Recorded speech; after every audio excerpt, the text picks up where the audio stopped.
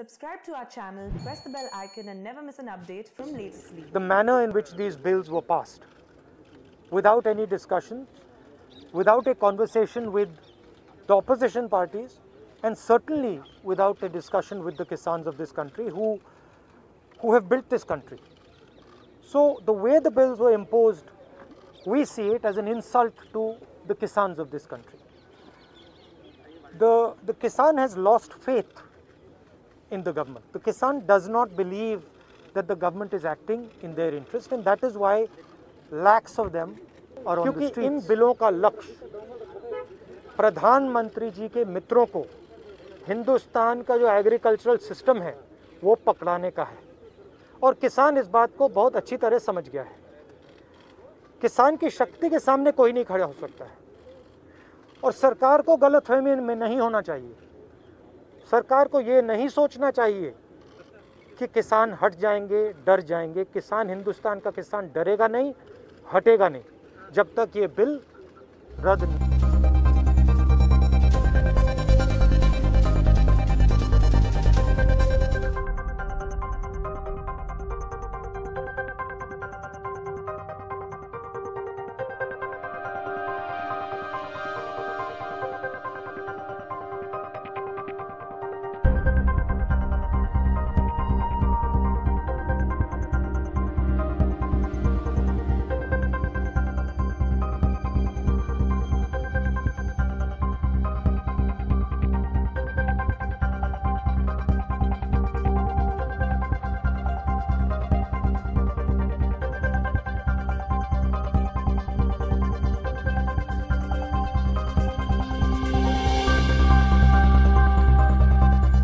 इतना गुस्सा क्यों है?